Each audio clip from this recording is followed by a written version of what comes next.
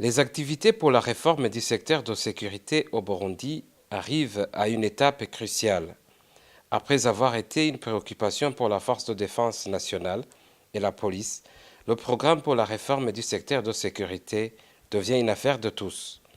À travers les journées portes ouvertes et d'autres activités déjà organisées, les ministères ayant en charge la sécurité publique et la défense nationale ont déjà amorcé un processus d'échange avec les parlementaires, les administratifs à tous les niveaux, les organisations de la société civile et les médias sur le rôle des uns et des autres dans la gouvernance sécuritaire. En plus de ces activités combien louables, ces ministères, en collaboration avec celui de l'Intérieur, ont voulu plutôt intensifier ces activités à travers tout le pays. Comme vous le voyez dans cette salle, des hommes et des femmes en uniforme sont prêts aujourd'hui à échanger sur la gouvernance sécuritaire avec les autorités civiles, la société civile, afin d'analyser ensemble les formes appropriées de rendre à la communauté des services de haute qualité. Comme le stipule la Constitution du Burundi de 2005, une réforme structurelle du secteur de sécurité, voire le titre 10 de la Constitution, est une obligation démocratique de rendre compte de la part des corps de défense et de sécurité et un contrôle parlementaire. C'est sur base de ces principes constitutionnels qu'un mémorandum d'entente burundo-néerlandais prévoit un suivi du secteur de sécurité par les acteurs non étatiques, superviseurs de sécurité. Un mémorandum d'entente a été signé entre la République du Burundi et le Royaume des Pays-Bas. Le mémorandum concerne la professionnalisation du secteur de la sécurité et la gouvernance de ce secteur. L'objectif du mémorandum est expliqué en article 1 dans lequel les signataires réaffirment par ailleurs leur vision partagée de faire du secteur de la sécurité au Burundi un ensemble d'organisations, d'institutions et de règlements transparentes, gérées démocratiquement, financièrement durables et soumises à l'obligation de rendre compte, aptes à assurer efficacement la sécurité et la justice aux citoyens du Burundi. Avant d'entrer en profondeur dans ce processus, nous avons voulu comprendre d'abord le nouveau concept, je nomme la sécurité. Le colonel Musongela Pasteur, gestionnaire du programme DSS MDNAC, nous donne sa conception. Le concept de sécurité est actuellement à comprendre dans le sens de la sécurité humaine. Le sens de la sécurité humaine veut que la sécurité ne soit plus comprise comme une affaire de l'État, c'est-à-dire une affaire des personnes, des militaires et des policiers ou des membres des services nationaux de renseignement, mais une sécurité qui est centrée sur le citoyen. C'est-à-dire, avant, la sécurité était considérée comme des institutions destinées à protéger les services de l'État, à protéger le gouvernement, à protéger le président, à protéger, disons. Mais actuellement, il faut comprendre la sécurité, et c'est pourquoi nous rassemblons toutes les personnes, qu'il faut aller vers le développement. Donc ce concept veut comprendre que sans sécurité, il n'y a pas de développement, et sans développement, il n'y a pas de sécurité. Je peux vous donner un exemple par là. Au cours de nos exposés, nous avons parlé de la croissance démographique. Si on regarde l'exiguïté de notre terre, où on a 290 habitants par kilomètre carré, s'il y aura cette croissance démographique, d'ici 10 ans, avec ce rythme, on aura peut-être 600 ou 700 habitants par kilomètre carré. C'est-à-dire le grand problème, la grande menace ne sera plus la question des armes, mais la grande menace sera le problème de la terre, parce que ayant déjà notre terre qui n'est pas suffisamment productive, et alors qui s'amenuise de temps en temps à cause de la démographie galopante, ça c'est une menace à la sécurité. Alors pour avoir la sécurité, il faut aussi trouver une solution à cela. L'ajout du directeur national du programme DSS-RSS, M. Joseph Ndikumwami, nous dit ceci. Vous savez, dans le passé, il y avait une conception dite classique du secteur de la sécurité même. La sécurité était surtout centrée sur les besoins de l'État et assurée par un personnel militaire et policier. Et on disait, c'est tout. Et de plus en plus, la notion de sécurité, la doctrine actuelle, c'est que la sécurité est comprise dans une perspective plus vaste. Ça veut dire qu'il s'agit de la sécurité, c'est vrai, de l'État, du régime, du gouvernement, mais c'est aussi et surtout la sécurité de l'État et de la population. Et cette sécurité est renforcée par un ensemble d'acteurs divers, chacun apportant sa contribution. Les acteurs étatiques, de fournisseurs de la sécurité comme l'armée et la police, et d'autres, mais aussi la justice comme le procureur, le système judiciaire, et également assurés par des acteurs de supervision politique comme les ministères, comme le Parlement. Mais c'est aussi ça s'appelle la contribution des acteurs non étatiques, comme des fournisseurs non étatiques et les compagnies de sécurité qui sont privées, mais également des acteurs qui contribuent à la sécurité sans être statutaires, mais qui agissent dans le cadre de la loi et parfois en dehors de la loi.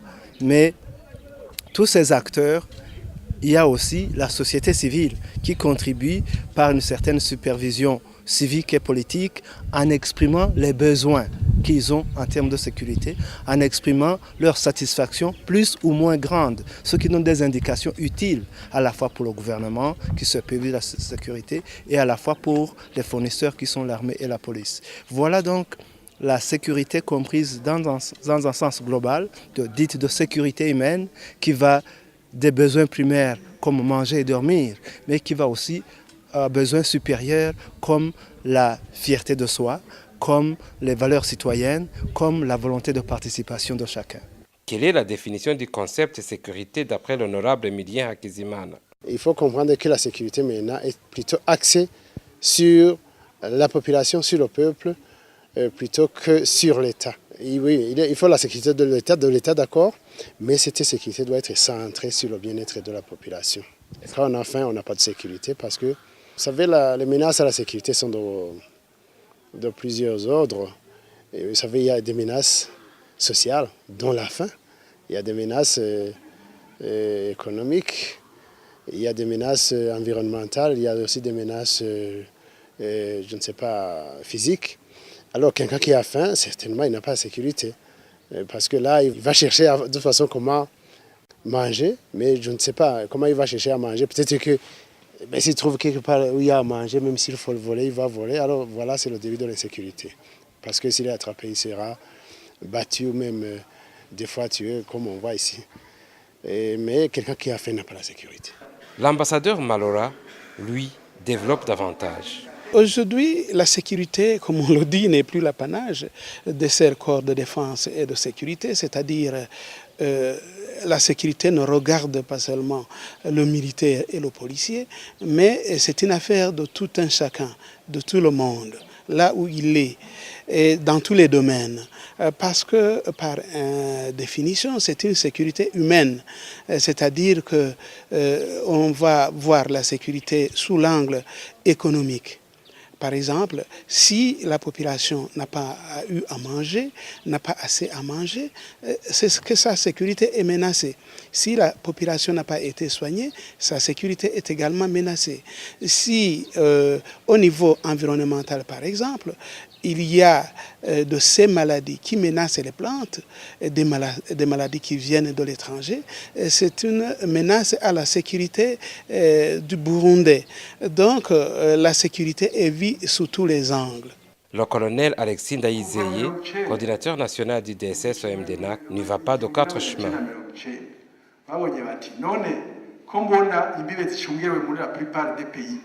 L'OPC 1 préfect Maïndavi préfère que la population tout entière voit la sécurité dans l'angle humanitaire. Vous venez de suivre la conception du concept de sécurité dans le monde actuel.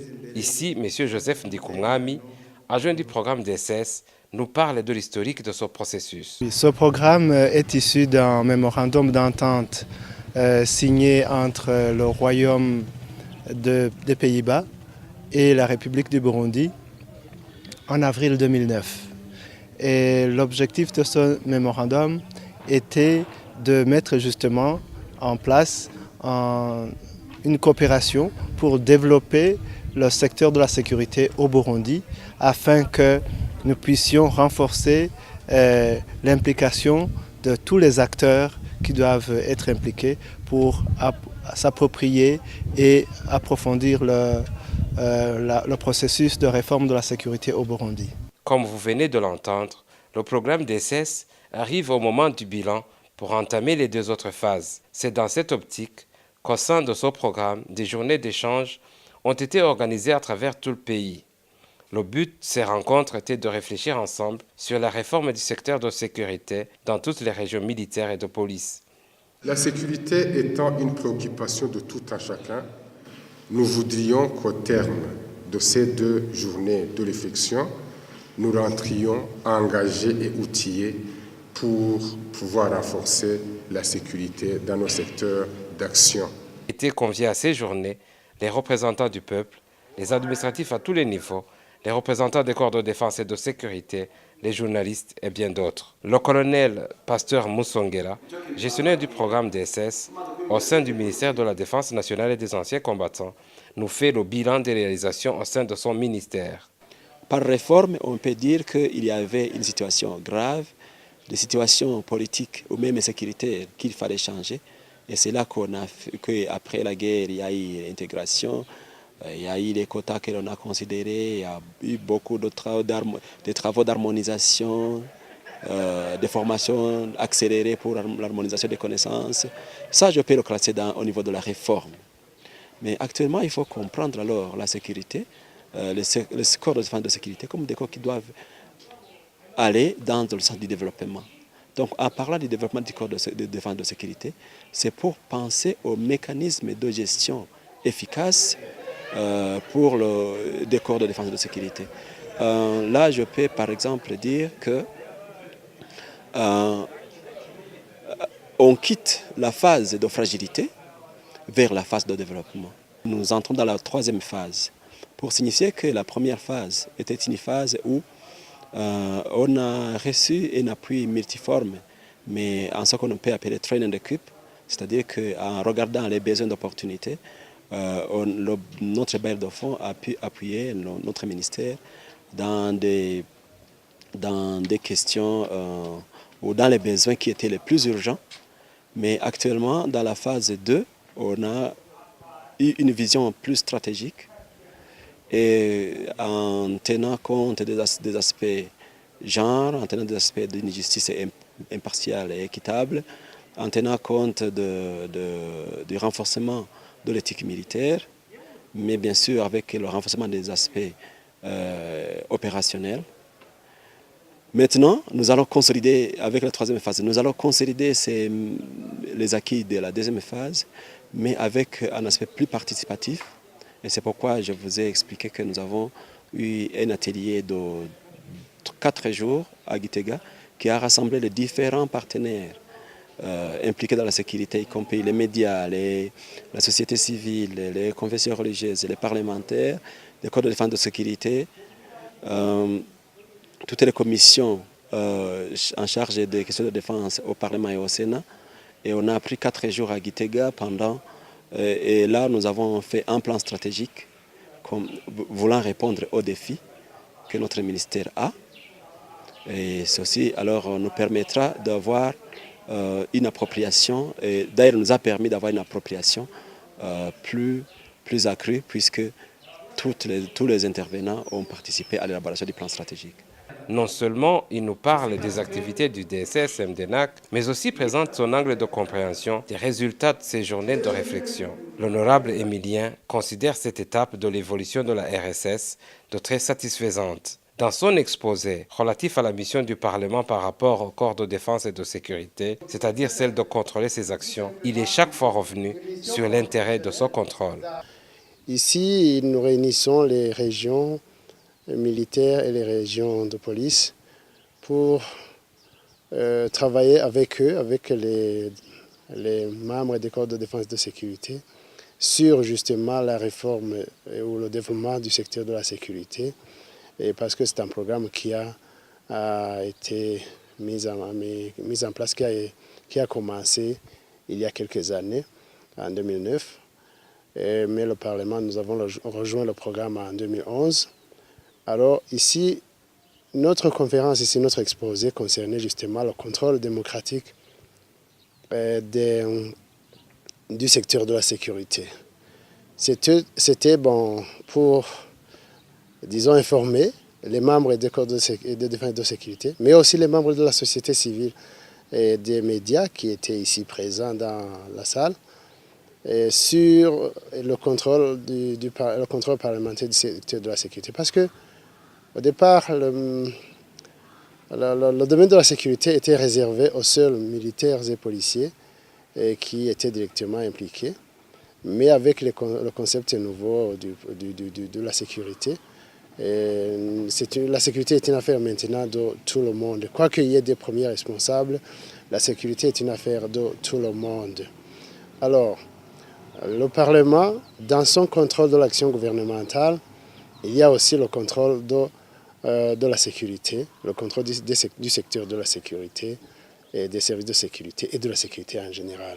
Même si la situation est ainsi, dans ses propos, deux angles causent problème dans son contrôle.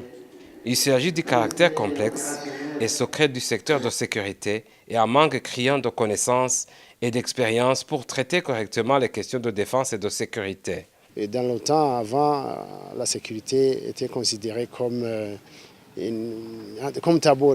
Donc discuter des affaires de la sécurité, c'était vraiment tabou. C'était un domaine secret. C'était aussi un domaine complexe qui était difficile et où les membres des corps de défense et de sécurité pensaient que la sécurité, c'est pour eux, qu'il n'y a pas d'autres personnes qui doivent maintenant s'immiscer dans leurs affaires ou discuter des affaires de sécurité. Et je pense que maintenant, le secteur est ouvert. Tout le monde essaie de discuter de la sécurité et sans complexe. C'est de là où il est né pas mal de questions relatives à la façon dont ces corps sont au juste représentés. La question était de savoir les victimes de cette ignorance. Dans ces exposés auxquels était convié un monde de différentes zones, le PCM Haïndavi, l'un des orateurs pendant ces journées, témoigne que le programme RSS ne peut pas réussir dans un pays sans démocratie. Selon lui, la mise en place du programme DSS-RSS ne peut pas réussir dans un pays non démocratique. Dans son exposé sur le concept RSS et le processus de développement du secteur de sécurité au Burundi, il est chaque fois revenu sur les concepts sécurité, genre, état démocratique et processus. Ici, il nous parle du programme DSS dans un état démocratique, mais commence d'abord par nous relater ce que c'est l'état démocratique. J'insiste beaucoup sur cet aspect d'état démocratique parce que les réformes, surtout les réformes en matière de sécurité, doivent avoir un chat dans un état démocratique. J'ai très bien explicité que lorsqu'on parle de la démocratie, on fait appel à des notions de respect des droits de l'homme, de séparation de pouvoir, d'élection, de la légalité des élections. Alors la notion de démocratie fait appel également à la notion d'état de droit, où il est question de l'hierarchie des actes normatifs, de l'égalité de tous devant la loi et d'un juge indépendant. La notion de démocratie est entrée propice à une réforme du secteur de sécurité. En effet, lorsqu'on parle de réforme du secteur de sécurité, on vise que ce soit un processus endogène qui garantit que les prestataires de sécurité rendent compte à l'État sur le plan vertical et à la population à travers ses représentants. Dans un deuxième temps, à ce que les prestations de ces services soient efficaces, performants. En troisième lieu, à ce que les prestations de ces prestataires de sécurité qui respectent les normes internationalement reconnues, notamment le droit international humanitaire, le respect des droits de l'homme, et enfin, que les prestataires de ces services de sécurité soient légitimes. Ces aspects sont extrêmement essentiels dans le cadre d'un processus graduel de réforme du secteur de sécurité. Il revient aussi sur la conception du concept de la sécurité.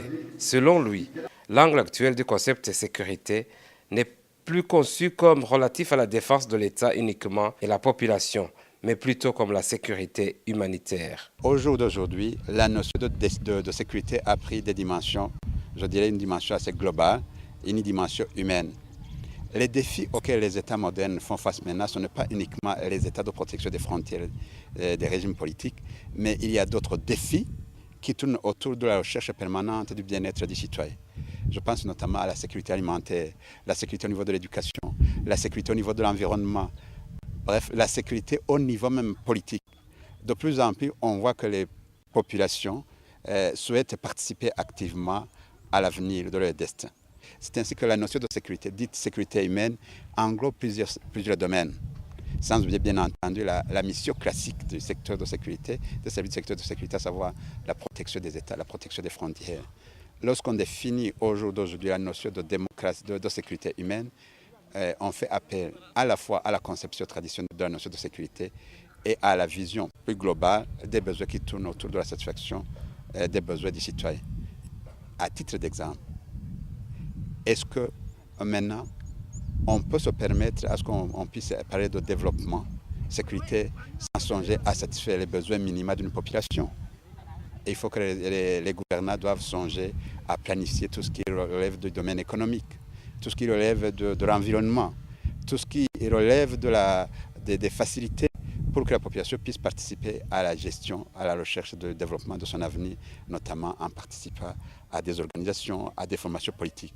Ceci est à même l'essence de la notion des droits de l'homme, qui sont considérés comme des prérogatives qu'on reconnaît un individu, un groupe d'individus, nonobstant sa région, son ethnie, sa race, sa situation sociale, et que même l'inobservation de ces principes, de ces facultés, peut entraîner des sanctions vis-à-vis des États qui ne respectent pas ces prescrits. L'ambassadeur Marola Sylvestre, qui a exposé sur la stratégie nationale de la sécurité, nous parle de la relation entre le Conseil national de la sécurité et le programme DSS. Vous savez que le Conseil national de sécurité est le coordonnateur de tout le secteur de la sécurité.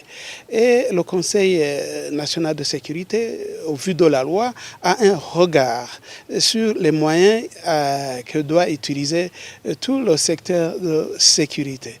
C'est ainsi qu'il y a une relation entre le Conseil national de sécurité et la réforme du secteur de sécurité. Il apprécie l'état d'avancement des activités des corps de défense et de sécurité, surtout dans les travaux de réflexion. Là, il importe de revenir sur la revue de la défense. Les différentes menaces sélectionnées par les membres de cette commission ont été très utiles pour le Conseil national de la sécurité. Au cours de ces journées d'échange, deux objets sont chaque fois revenus.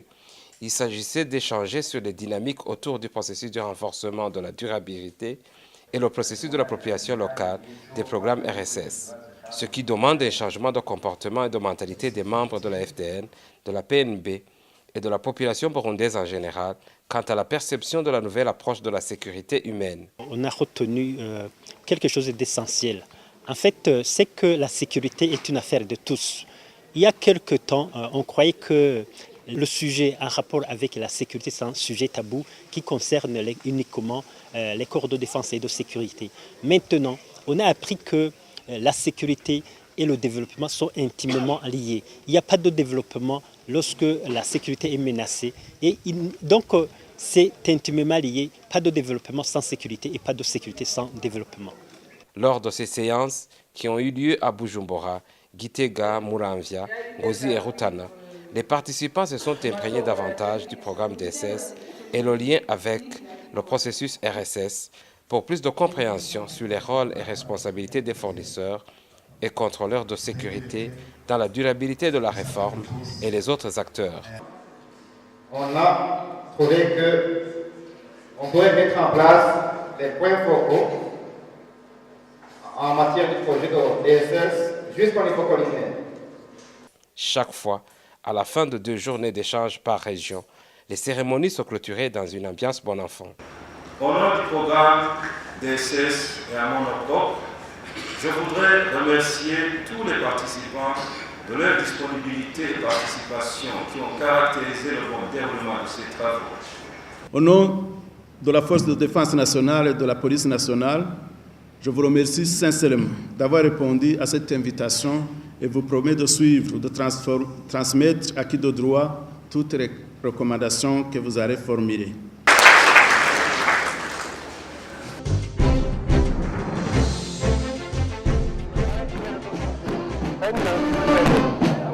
Hasta la vista, vamos a